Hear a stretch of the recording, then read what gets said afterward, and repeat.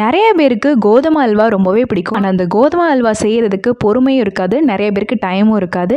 So சிம்பிளாக ஏதாவது ஹல்வா செஞ்சு பார்க்கணும்னு நினச்சிங்கன்னா கண்டிப்பாக இந்த பாம்பே அல்வாவை செஞ்சு பாருங்கள். அவ்வளோ டேஸ்ட்டாக இருக்கும், சிம்பிளாக இருக்கும், நிறைய இன்க்ரீடியன்ஸ் தேவைப்படாது, சீக்கிரமே செஞ்சு முடிச்சிடலாம். வாங்க எப்படி செய்கிறதுன்றதை பார்க்கலாம்.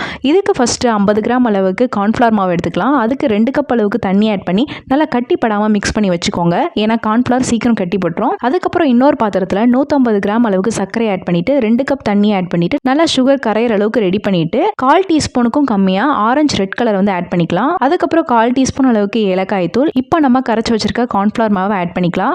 ஆட் பண்ணிட்டு மிக்ஸ் பண்ணிட்டே இருங்க. சீக்கிரம் வந்து கெட்டிப்பட்டுரும். கொஞ்சம் கெட்டியாக ஸ்டார்ட் பண்ண பின்னாடி நம்ம கட் பண்ணி வச்சிருக்க நட்ஸ் ஆட் பண்ணிக்கலாம். நான் வந்து முந்திரி பருப்பு ஆட் பண்ணியிருக்கேன், நீங்க முழுசா கூட ஆட் பண்ணிக்கலாம். இப்போ அதை ஆட் பண்ணிட்டு நல்லா மிக்ஸ் பண்ணிட்டே இருக்கும் போதே 50 ml நெய்யை வந்து கொஞ்சம் கொஞ்சமா ஆட் பண்ணி மிக்ஸ் பண்ணிக்கலாம். நீங்க வந்து முழுசா ஒரே டைம்ல ஆட் பண்ணிடக்கூடாது, கொஞ்சம் கொஞ்சமா ஆட் பண்ணி இந்த மாதிரி மிக்ஸ் பண்ணிட்டே இருக்கணும்.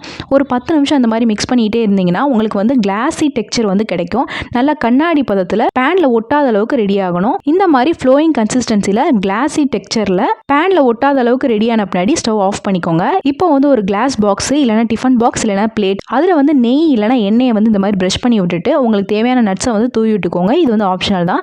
இப்போ வந்து நம்ம ரெடி பண்ணி வச்சிருக்க ஹல்வாவை சுட சுட அதில் ஆட் பண்ணிக்கலாம். ஆட் பண்ணிட்டு மேலேயும் வந்து நட்ஸ் ஆட் பண்ணிக்கோங்க. இதுவும் ஆப்ஷனல் தான்.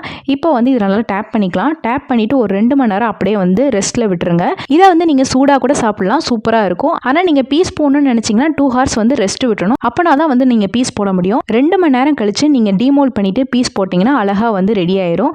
இது வந்து நீங்க என்ன ஷேப்ல வேணாலும் கட் பண்ணிக்கலாம். ரெக்டாங்கிள், ஸ்கொயர் அப்படின்னு வந்து நிறைய ஷேப் இருக்கு. உங்களுக்கு தேவையான ஷேப்ஸ்ல நீங்க பீஸ் போட்டு எடுத்துட்டீங்கன்னா சூப்பரான பாம்பே ஹராச்சி அல்வா ரெசிபி ரெடி ஆயிரும்.